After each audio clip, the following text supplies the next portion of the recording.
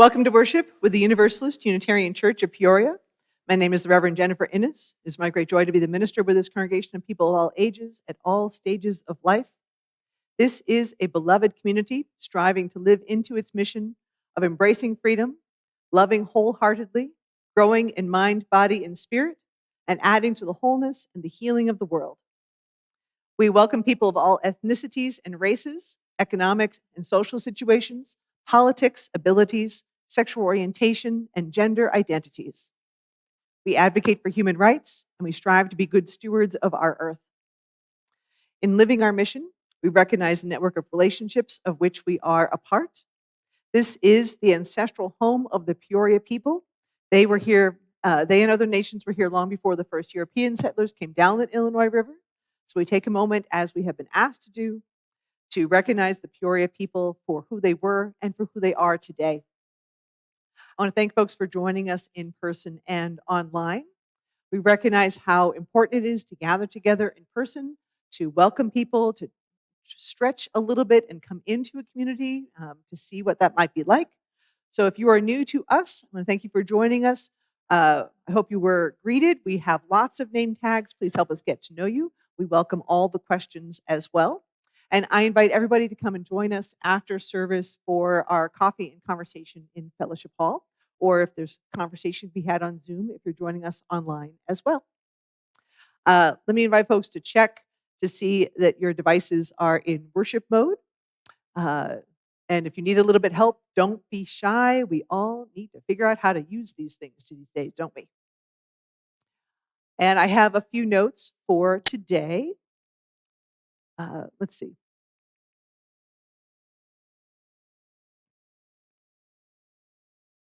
We have, let's see. So after service today, we have the Young and Emerging Adult Brunch right after. I want to invite folks to see Aaron Roberson for information about that, and just to come and be social. Even if you didn't bring something, come and be social. This afternoon, we are hosting the second of the rehearsals, practices for Songs for Resistance. This is in part in advance of the No Kings protest that is next Saturday. We're working in conjunction with Peoria 5051 to make the event this afternoon happen. So it's a chance to learn more of the songs. They're trying to expand. It's kind of a national effort to expand people's ability and comfort and familiarity with singing. One, just because it's good to be learning how to sing together, but also as a way to add a different expression to how we show up and how we might speak out about what's important and speak against the things that concern us. So just come and join us 2 p.m. this afternoon. If you went to the first one or are kind of wondering, there's going to be more songs, less talking. So yay for all of us. So come and join us and sing. And also I want to invite folks next Saturday afternoon. So go to the No Kings March, then come here again for our Ostara ritual that is created and led by Keepers of the Great Grove. This is our Earth Center chapter of the Covenant of Unitarian Universalist Pagans. They are offering a ritual for Ostara, and so it's come at 5:30. The ritual begins at 6, and there's potluck afterward, and all ages are welcome to this. So in a couple of weeks, I don't know about you, but the spring is kind of happening kind of fast. It's going to be Easter in 2 weeks. That seems a little fast myself, but so on Easter Sunday, which is April 5th, this congregation draws on its Christian teachings to offer a message of rebirth in our time. And so if you are interested in being a reader for Easter Sunday, please come and see me. I love putting together something with a little bit more texture and depth and so on for that Sunday. That really speaks to many of us. So come and find me if you'd like to be a reader.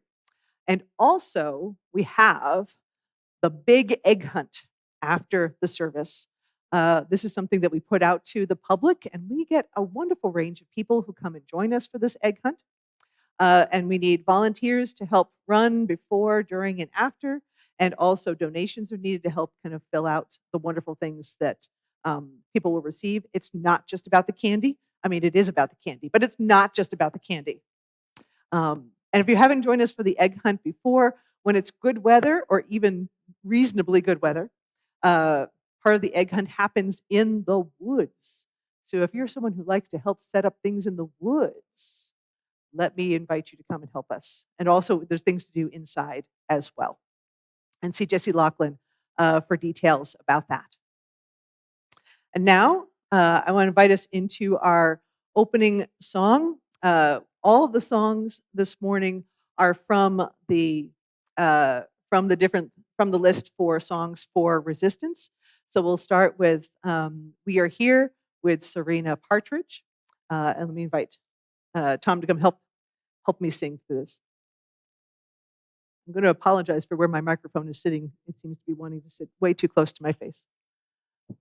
We'll get through it. All right.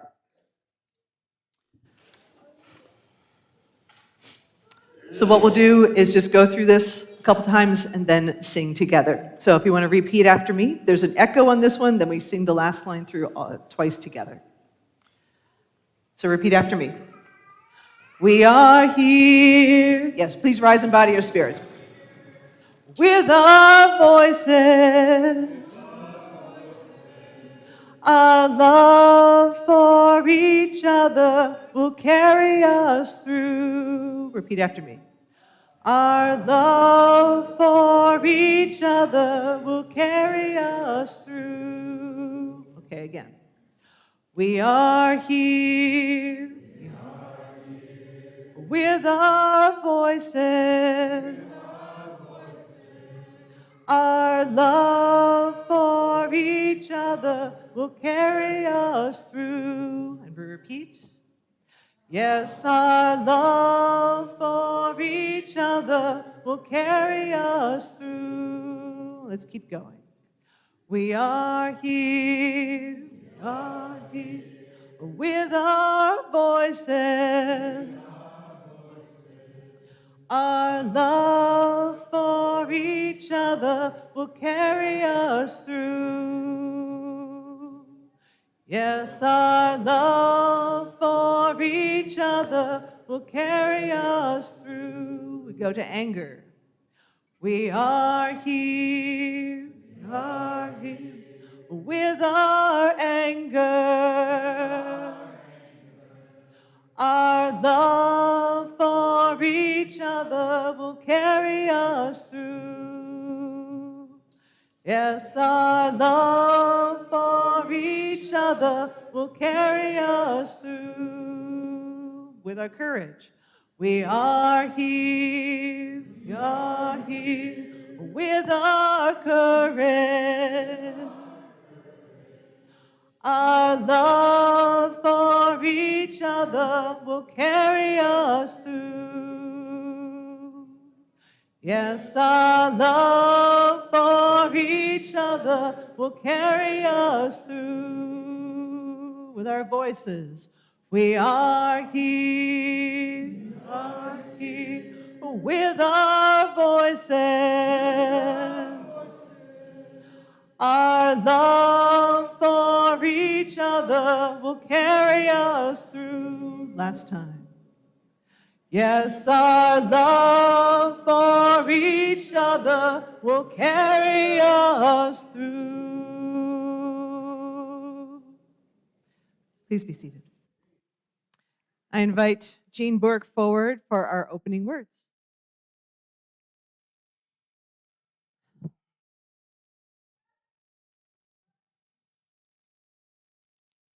A Call to Presence by Reverend Bob Janice Dillon.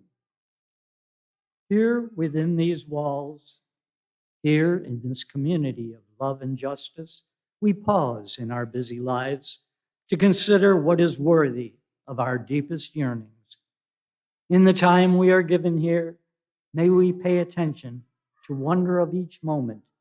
May we grieve what is lost, and may we be grateful for our life on this beautiful earth, and may we prepare ourselves for the work love calls us to do. Just as we are, may we be the beloved community.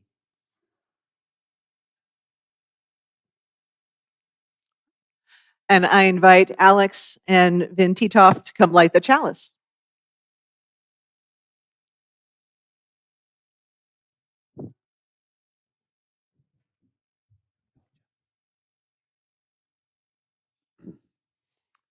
For spring equinox, Lorraine Stevens. Our flaming chalice holds both light and dark. Simply by being lit, it casts shadow. The spring equinox reminds us of that balance. We need both brightness and shade, warmth and cold. Just as some seeds can only sprout after being frozen, may our hearts honor both the frost and the thaw.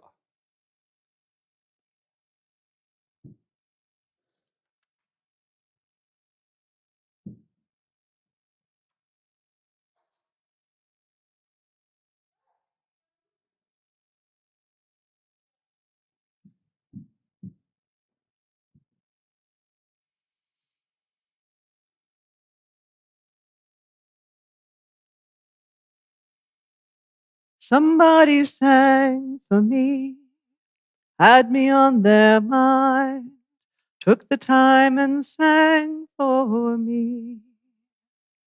I'm so glad they sang. I'm so glad they sang. I'm so glad they sang for me. Somebody sang for me, had me on their mind, took the time and sang for me. I'm so glad they sang. I'm so glad they sang. I'm so glad they sang for me. During our music for meditation, all are welcome to come forward for a chance to light candles, make a small light that acknowledges what is with you and within you. If you are online, let these candles be for you as well. Let us now enter into our music for meditation.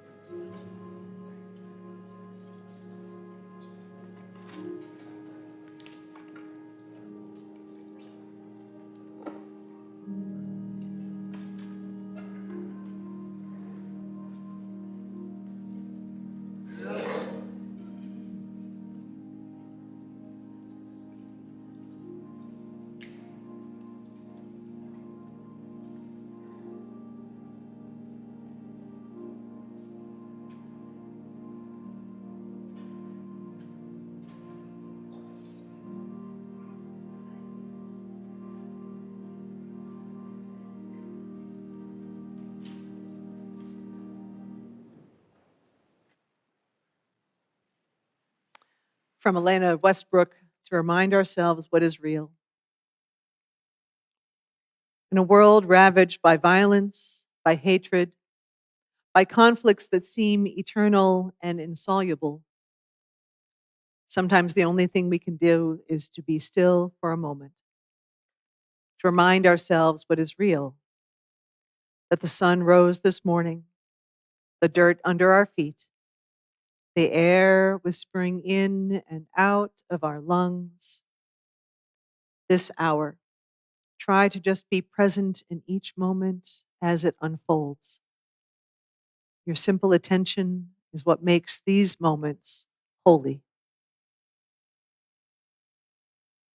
This is the time for the sharing of joys and sorrows.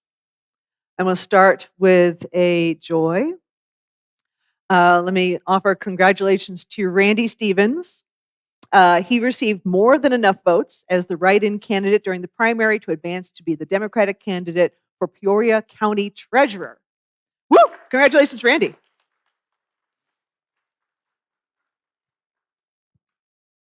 His wife gave me permission. In that line, just want to offer another congratulations. Also congratulate Senator Dave Kaler, who's also a member of the congregation, for succeeding in his primary bid as well. Congratulations to Dave. Yay.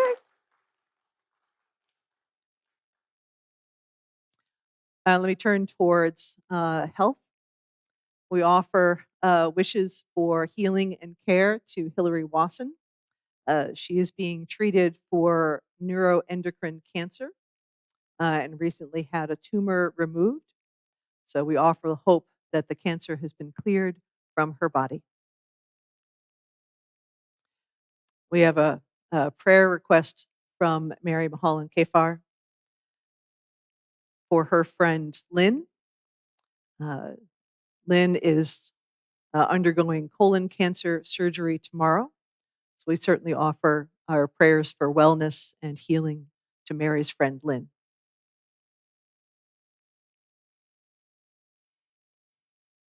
I do turn to another couple of joys. One being a local one, being for the spring equinox that was on Friday at exactly 9:46 a.m. That there was a ribbon cut as part of the dedication of a new statue by Preston Jackson at the Upper Bradley Park. The statue is called Never Extinct, a pictorial history of the indigenous, a pictorial history of the indigenous people. It was a pleasure to see so many members and friends at that dedication. And I offer a joy from our larger Unitarian Universalist world. So we share congratulations to our sibling congregation, Abraham Lincoln Unitarian Universalist Church in Springfield. They are right this minute, in fact, dedicating their new sanctuary. So, yeah, dedicating a new sanctuary. So, their minister is the Reverend Martin Wolf. He has been with the congregation for about 26 years, I believe, at this point. He and friends and members have dreamed of this moment for quite some time, and they made a commitment to do this, get this done in the last few years. And so today they celebrate the completion of a new space for worship and the transition of their previous sanctuary into space for gathering, such as our fellowship hall is. So we offer wonderful congratulations to Springfield. It is no small task to get an entirely new sanctuary done. In our larger world, we recognize that this past Friday was Eid al-Fitr in the Muslim calendar. Eid translates as the festival of breaking the fast, which is marking the end of Ramadan, in which the Muslims fast from dawn to dusk. It's a day of joy and celebration. Having spent Ramadan, as they talk about it, in Allah's pleasure and fulfilling one's duty to Allah to abstain from food and drink during the daylight hours. And it's spent in prayer and time with loved ones. And I know at least one coffee place opened up, and I happened to see the crowd at that coffee place too. So it was much rejoicing and drinking during the daylight hours. Coffee, good things.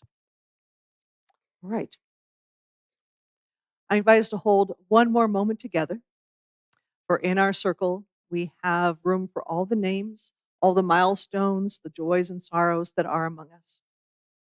I invite us to breathe and pause and hold one more moment in quiet.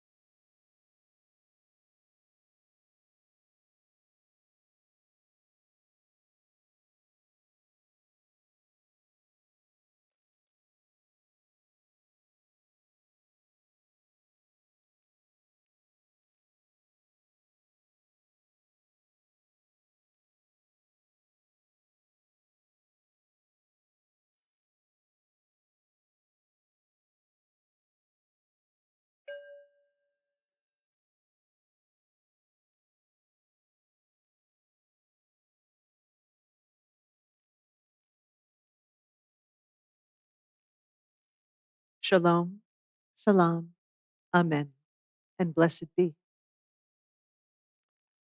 And let me invite Regina Stanley forward for our new member welcome. And Edward Flint as well. Good morning. I'd like to invite anybody up who has become a member in the past year. We have several that have become members in the last 6 months, but sometimes people aren't able to make it. So if you've missed one in the past and would like to come forward now, we welcome you to do that.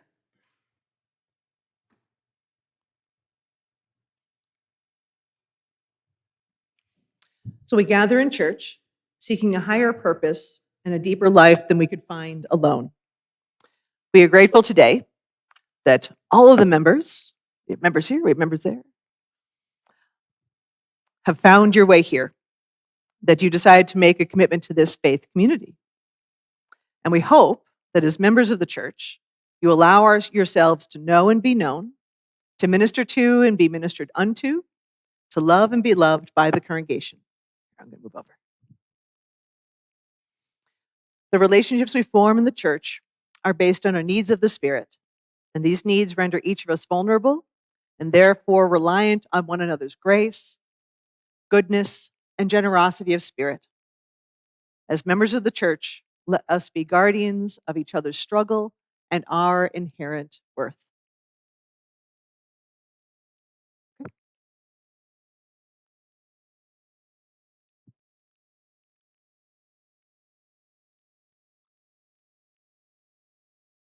Testing. These are the members who have joined since the last new member welcome in November.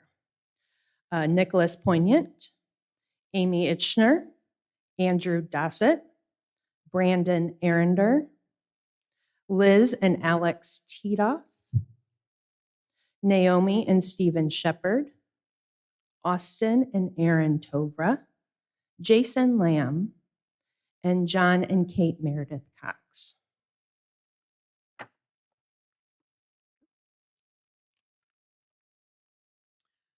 Will the congregation please rise, embody your spirit, and join with our newest members in affirming our mutual commitments to each other. We embrace freedom. We welcome love all. We grow in mind, body, and spirit. We contribute to the healing of the world. We, the members of the Universalist Unitarian Church of Peoria, are committed to these ideals and invite you to join us in this commitment. We share your commitment and accept your invitation. We covenant to nurture one another, to inspire one another, to enrich our congregational life by participating, leading, and giving, and to celebrate life in all its diversity, beauty, and creativity. We welcome you into our beloved community of memory and hope. May we, the members of this congregation, remain faithful to our mutual commitments through all the ages and stages of life. Welcome you into this community with all our hearts.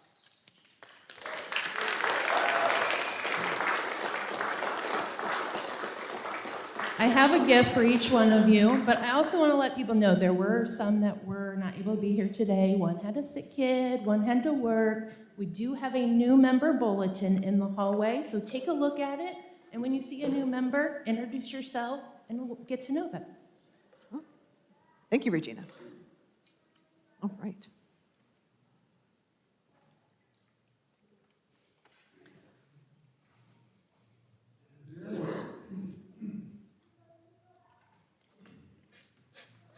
All right. All right, thank you. So, thank you and welcome to our new members. Please do be sure to get to know.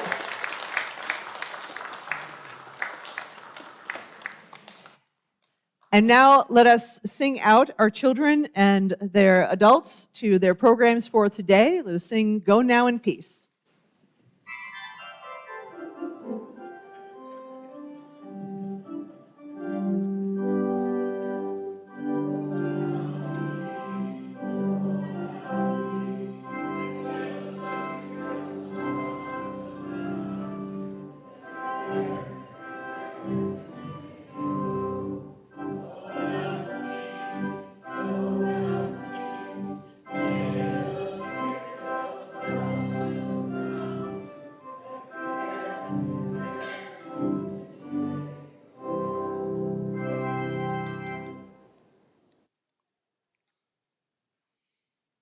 I appreciate the words of my colleague, the Reverend Victoria Weinstein. Every week in our church, we take up an offering. It's good to remind ourselves from time to time that the offering is symbolic as well as practical. We know that it is through pledges that we build our budget, fund our yearly programs and ministries of worship, religious education, pay our staff and professional leaders, finance the comfort and beauty of our buildings. And we also know that we could easily submit those pledge checks to church at any convenient time. And in fact, so many of you do. But we pass the plate during worship to make a community expression of thanks for this blessing of abundance, to visibly bring in the harvest at the most cherished hour of our week. Our offering says that the act of giving is as essential to our spiritual well being as anything else we do on Sunday morning. We also share a portion of our gifts with the community through our Share the Plate practice.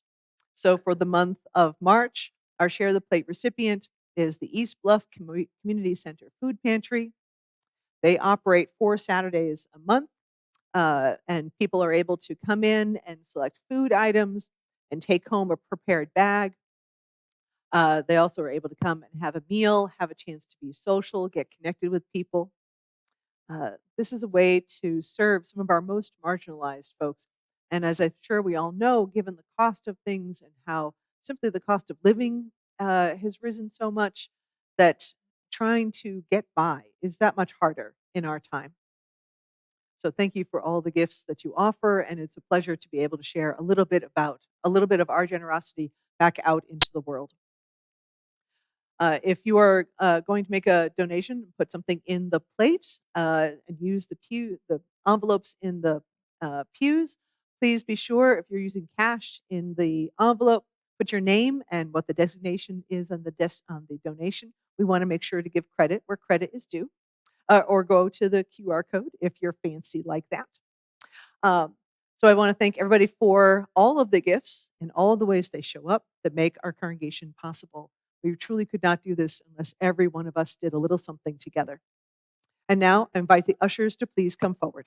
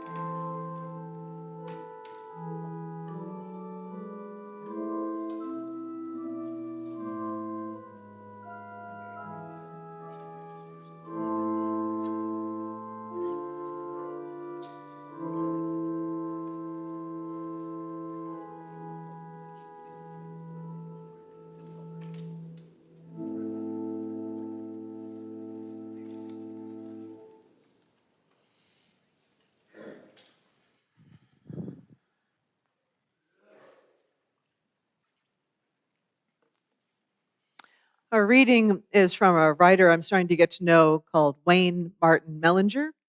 He also goes by the name the Dionysian Naturalist.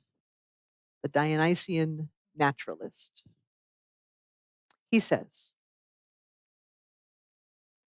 "Be the one who rises above the crowd, who sets aside daily life, who pushes past fears and transcends doubts, who blazes the path of justice, who maintains a vision of beloved community, who helps to heal the hurts of the world, helps us to stand unswerving against hatred and discrimination, with humble courage for truth and compassion, to serve humanity by loving our neighbors.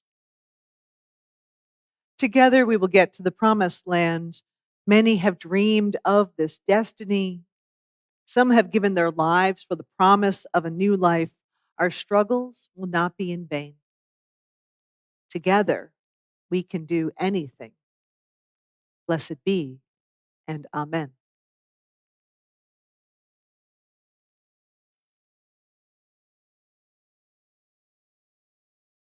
I want to invite us into our song, one of the songs for resistance. It's okay to change your mind. If this is one you've heard, we've been practicing a little bit. This is one we've heard.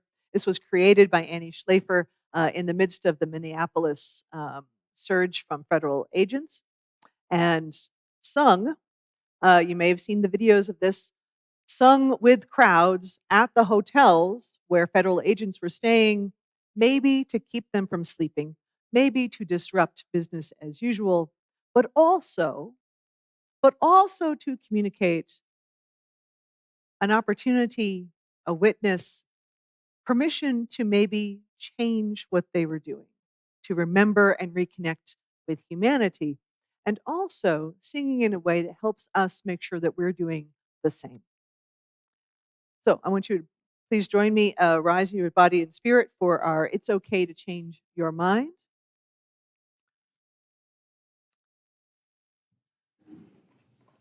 And we'll sing it together a few times through. Again, this is one that will come up in the songs for resistance. This partially, we just keep singing, and then you come on in when you feel comfortable. We just keep on singing. All right.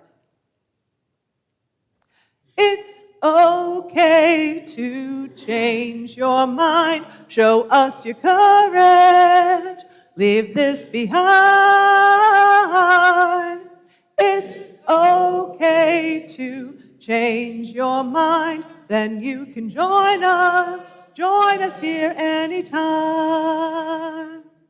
It's okay to change your mind. Show us your courage. Leave this behind. It's okay to change your mind, and you can join us. Join us here anytime. It's okay to change your mind. Show us your courage. Leave this behind. It's okay to change your mind. Then you can join us. Join us here anytime. One more time. It's okay to change your mind. Show us your courage. Leave this behind. It's okay to change your mind. Then you can join us. Join us here anytime. Thank you.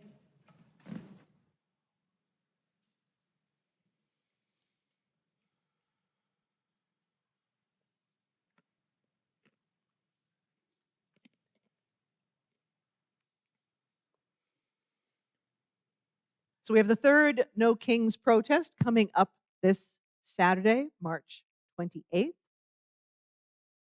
This is the third of such events in the last year or so, starting with about a year ago with the first one that drew in an enormous number of people, far greater than expected. It was simply the idea that you'd have 50 protests in 50 states on one day.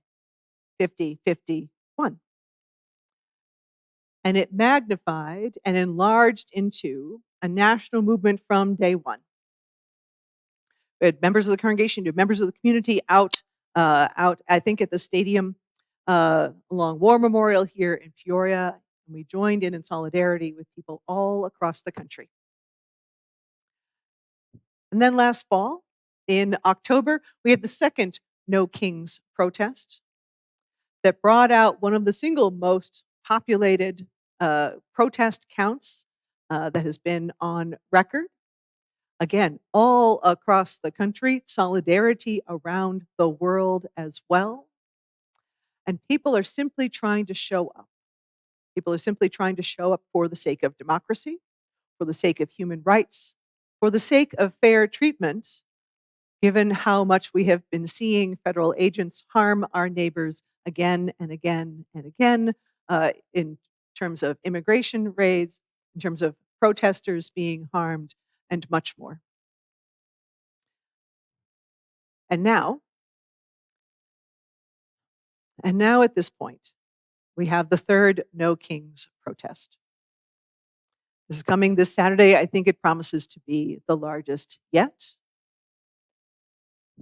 I so appreciate Peoria 5051 and many others for getting organized and trying to kind of expand how we are together, to deepen, to connect, to equip us. One, in conversations for how to be a peaceful, nonviolent moment, but also how to sing together, how to bring voice so that more of us can feel like we're participating. Now, I'm going to say we have these pieces in the news coming up for the third No Kings protest. There's some news articles coming. I read the comments. Don't read the comments. I did it for you. You don't need to read the comments on the news. Because consistently, and maybe a bunch of them are electronic bots, they probably are, but they could also be our neighbors who are just raising irritating, annoying, obnoxious questions. Well, we haven't had a king. We don't have. What king are you talking about? There is no king. Maybe if you were more concerned about your own life, you wouldn't be so concerned about, these people who are here illegally. They should be sent back where they came from, and much more. It is far worse. I'm not going to get more into it. But the volume is a little bit much. The volume of the negative comments. I mean, again, they're probably bots, but a lot of them are not. And a lot of people are angry and frustrated and upset and will take it out on people trying to exercise their free speech. But I did want to come to the No Kings protest, not with just this assumption that this is the right thing to do. I want to take a moment and think about it and ask why. Why show up? Why advocate for such a moment as this?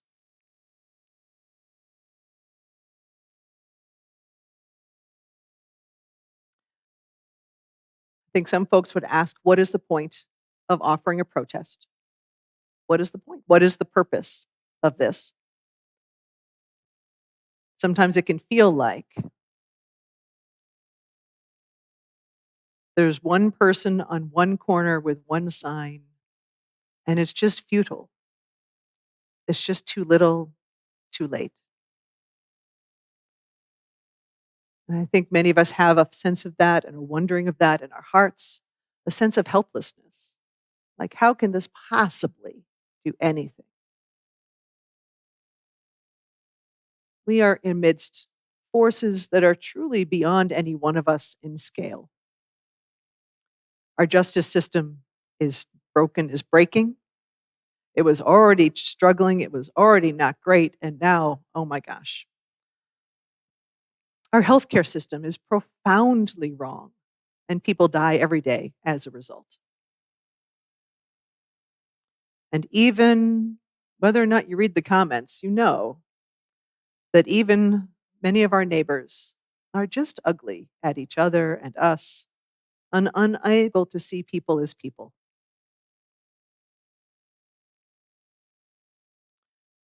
The moment we open the news, local, national, global, we witness moral injury every day. There are thousands of people being harmed for so many reasons. There are thousands of people who have died as a result of changes in national policy, in healthcare, economics, and our global resources. There's thousands who are dying from the wars that have been started and the wars that are perpetuated. And as seen in small and larger scales, depending where you are, we've seen individual kidnappings by federal agents. We saw the surge in Chicago. We saw the surge in Minneapolis. There was a surge in Los Angeles. And there are real deaths at the hands of those agents in the street and in detention. We are so deeply challenged to find and retain a path, one, to simply self-differentiation, to recognizing the value of the self, and also to a moral imagination where we might envision something other than what is happening now. These forces are big. I so appreciate author Henry Giroux in his book from 2017, The Violence of Organized Forgetting. He is reminding us that people have been trying to enact a broken system and harm to all the humans for a long time. He talks about how so many in power are operating from the premise that people are disposable. The wealthy and the corporations have free rein on controlling the market and making the world in their image. He says, under the notion that unregulated market-driven values and relations should shape every domain of human life, the business model of governance has eviscerated any viable notion of social responsibility, while furthering the criminalizing of social problems and cutbacks on basic social services. Eviscerating the notion of of social responsibility on a global basis is actively crushing a sense of common good. And in that process, also to do that, trying to remove us from critical thinking, from compassion, from human connection. So no kings. No kings is coming. What can we do? So I'm just going to give away the rest of the sermon right now, and then we'll expand.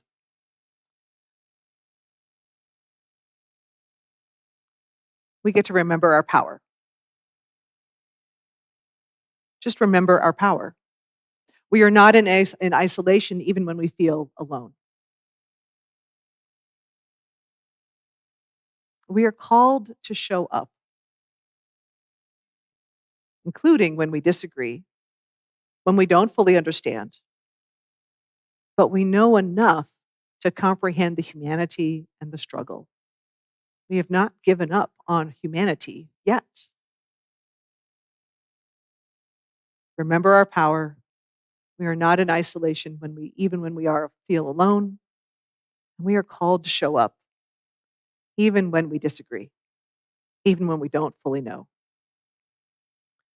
because we still see each other as human beings. So what does this look like for a person of faith in a liberal religious body? Well, for one thing, we have a shared sense of values from which we operate. This is part of our not being alone. This is part of our power. It's not a creed. We don't have any one way. We ask you to articulate what we believe together. But we have some basics. We recognize that every person has dignity and worth. Every person has a right to live in love and to live as they are, as they discover themselves to be, in liberty and a liberty of the mind and spirit. We know that we are all interconnected, bound to one another and to the earth and to our shared existence. We are all interconnected. We are bound to one another and to this earth and to the entirety of our existence. And we know there is always room for transformation. There's always room for new revelation.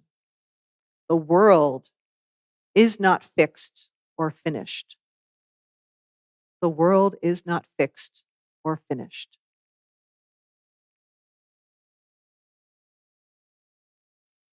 This shows up, for example, in our UU shared values when we talk about equity.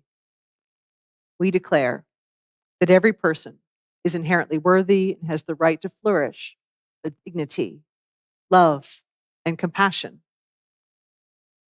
We covenant to use our time and our wisdom and our attention and our money to build and sustain fully accessible and inclusive communities.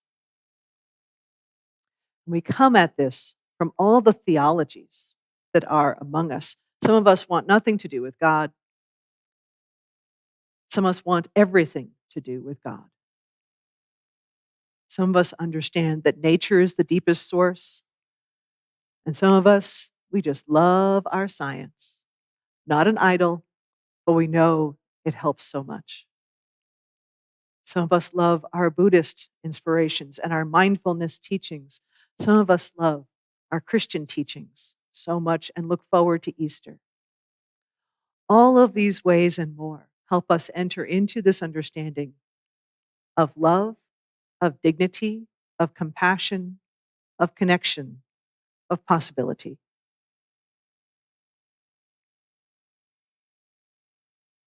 And with all of those values, I recognize that one of our great human superpowers is naming, is describing. Our ability to call something as we see it and to know it better, to bring a new creation into life in that naming, to recall what needs to be retained and kept as sacred, what needs to be kept as essential. This ability to capture and name and honor what is most important to us. This is one of our great powers. And I will offer that if you do enough naming and enough describing and enough observing and witnessing, that we begin to have a story. We begin to have an account, a witness. And whatever our location, whatever our resources, we have this ability. This is part of our human strength. It can be used to great ill, as we know, but it is part of our strength and capacity. And we go a little bit further. As a faith community, in a faith tradition, we also have this additional frame of the sacred. We have this additional capacity to run counter to the dismantling of humanity, as Henry Giroux describes. We cherish and declare that parts of our human experience are too important to commodify or monetize. The parts of our human experience are too important to commodify and monetize. I'll give you an example. We can put a price on the bowl. We could put a price on the striker. But we can't put a price on the feeling of the sound as it shows up in worship.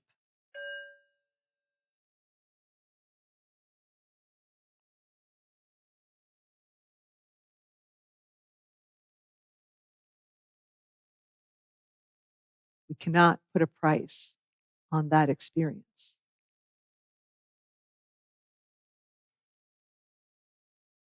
And there's so many more. We cannot put a price on connection with nature, as Mellinger names. He describes himself as a godless naturalist.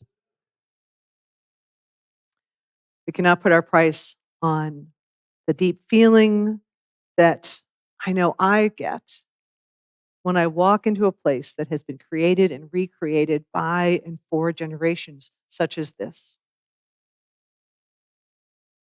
I took a moment to look into thinking about the sacred.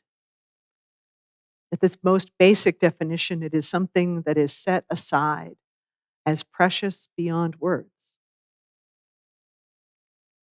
I even appreciated one of the Catholic definitions I came across, that the setting aside for the sake of God, for the divine, so held and so precious that it must be protected and honored and life sustaining, I think, is part of where we're talking about the sacred as well. It's the description that is beyond words, but is essential to our collective being, profoundly personal, and amazingly transcendent all at once.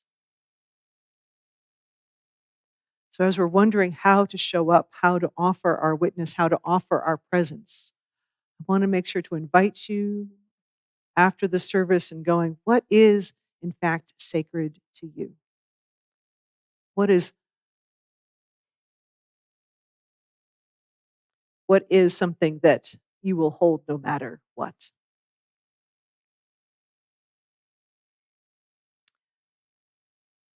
As we cherish the values we share, as we talk about the world, as we keep telling the story, we bring it all together in story and sacred and love and dignity.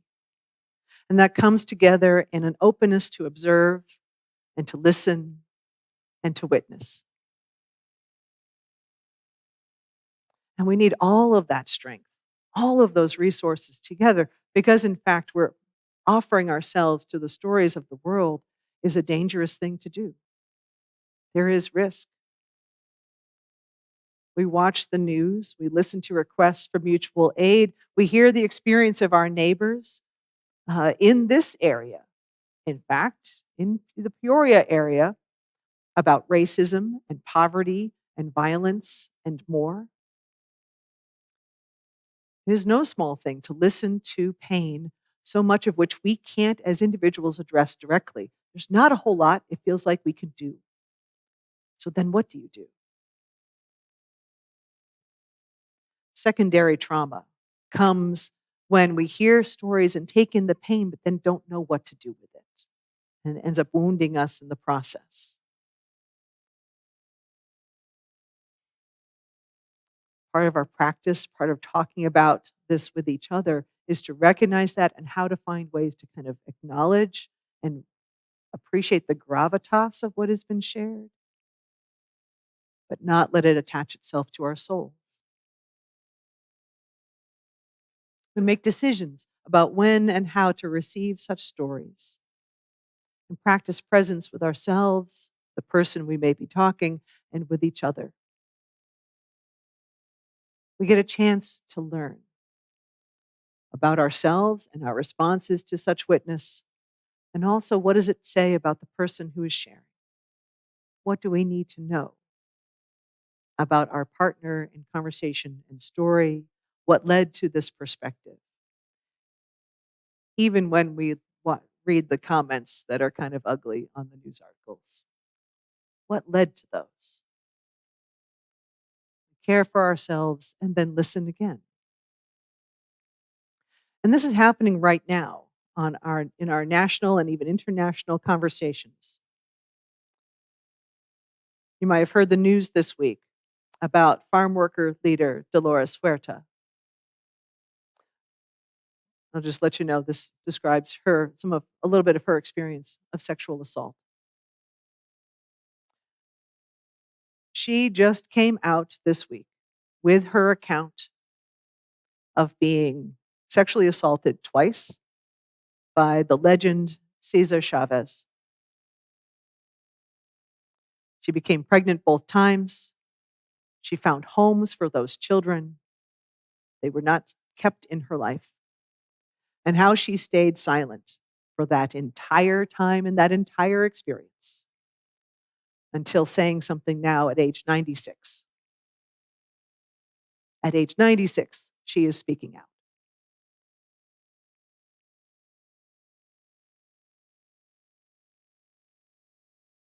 Many of us might have been aware of Cesar Chavez's personal violence. Many of us were not. The witness and the acknowledgement of this, of the movement, of the farm workers movement, has been, they've been making statements in public.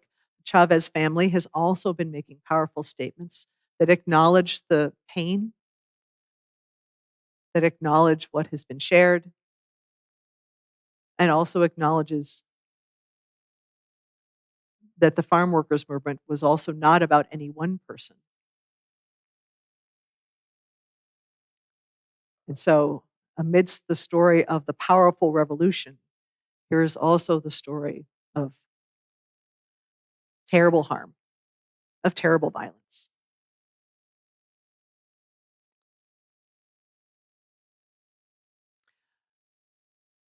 I was able to find a video on Instagram from a commenter, Deandra Marizette, and she points out how important it is to tell a story such as this and not let silence lead or keep being there.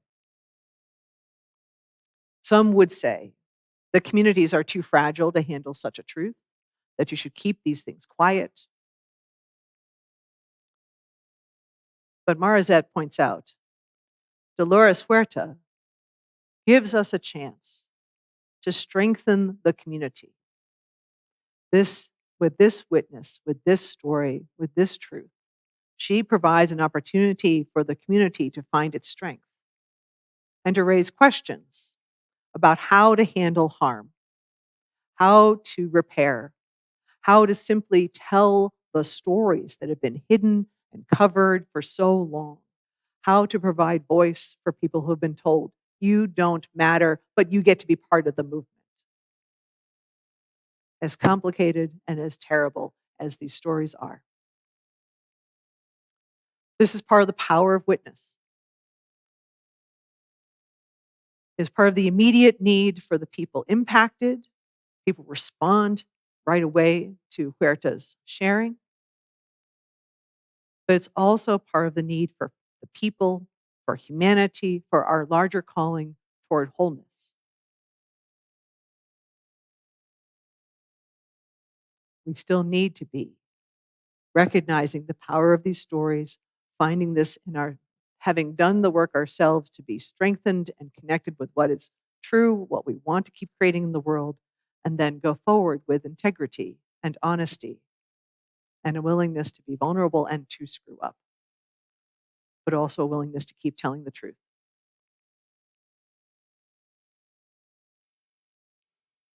We are so still terrible at believing women and girls. We are actively taking away rights in healthcare every day. But part of us is also still learning to speak the truth. I'm going to make a guess. That part of how we get to this moment with Dolores Huerta has been in part because of other moments that have gone before. Those Epstein files are bringing out truth. The Me Too movement brought out truth. Black Lives Matter brought out truth. And from every one of those moments, every one of those movements, there's listening and learning and witnessing and advocating. And something's not the same as it once was. In our Unitarian Universalist Association, we're doing a little bit of that this week as well. I mean, there's a lot going on. But in addition to starting the UU the Vote on Wednesday, the Unitarian Universalist Association is also showing up for immigration this week. And with a case that may further restrict the ability to seek asylum. They're naming immigration as a moral issue. And that having a just and humane asylum process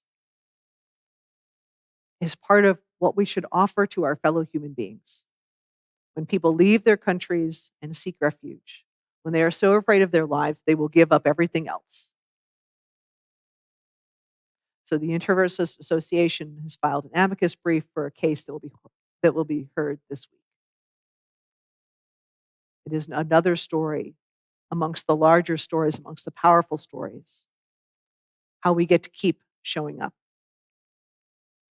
From Wayne Martin Mellinger, he says, "To bear witness to injustice is to tell a story about our world based on firsthand observation of real-life circumstance, fueled by moral outrage, concern for the common good, and promoting social change. The stories we tell about our world certainly do matter. And when these stories interweave moral outrage and visions of justice, they can inspire us to imagine a better world. When our stories provide a sense of history, social responsibility, concern for the common good, they can foster a democracy rooted in the public interest and promote a society that embraces an inclusive social contract."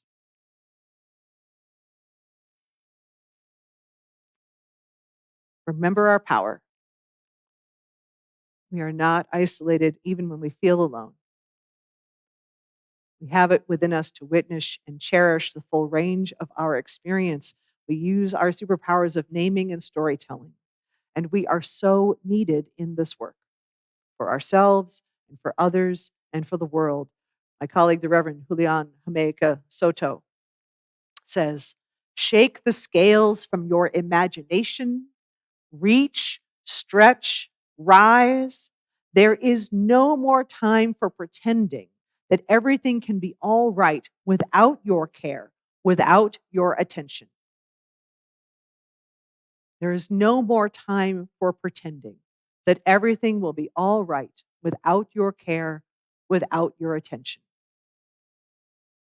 Sylvia Boorstein says, "Imagine how our lives might be different if everyone had been given a bit more wisdom that comes from seeing clearly.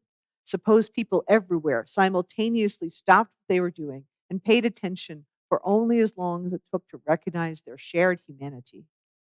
Surely the heartbreak of the world's pain, visible to all, would convert everyone to kindness."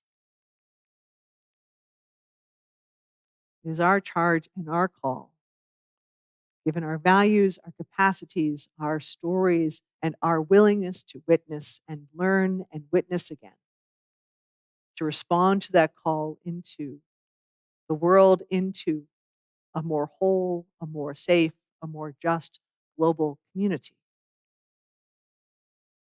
We cannot pretend it doesn't matter whether we show up. It certainly does. Let us go forth. No kings.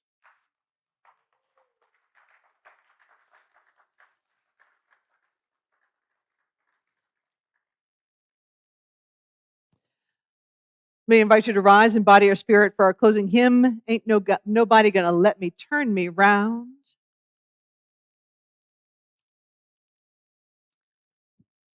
Tom and I are just going to get started singing this. Hope if you've heard this before, we're just going to get started singing and join in when you feel comfortable, or maybe when you aren't comfortable or willing to try. Give it a go. Ain't gonna let nobody turn me around, turn me around, turn me around. Ain't gonna let nobody turn me around. I'm gonna keep on walking, keep on talking, marching up to freedom land. Ain't gonna let nobody turn me around, turn me around, turn me around. Ain't gonna let nobody turn me around. I'm gonna keep on walking, keep on talking, marching up to freedom land. Ain't gonna let nobody turn me around, turn me around, turn me around. Gonna let nobody turn me around. Gonna keep on walking, keep on talking, marching up to freedom land. Racism ain't gonna let racism turn me around.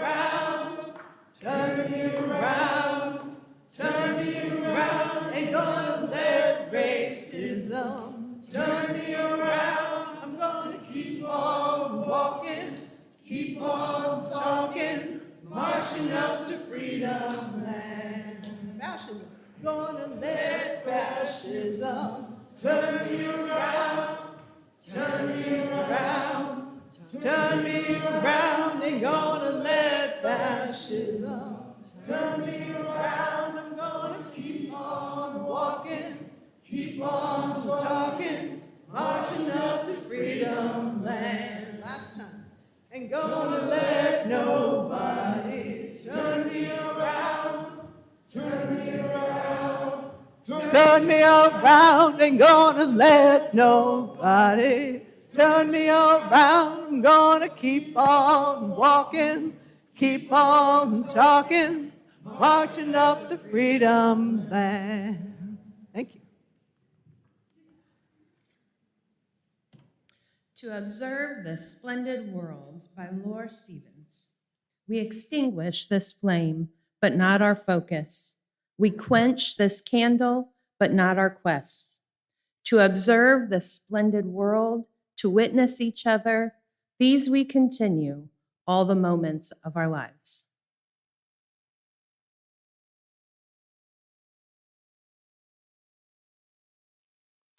As you leave this space made sacred by our presence, may you practice the art of truly noticing yourself with honesty, others with compassion, the world with clear eyes.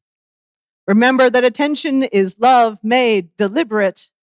So go with courage to look closely, to stay present, and to let what you witness reshape yourself as well as the world.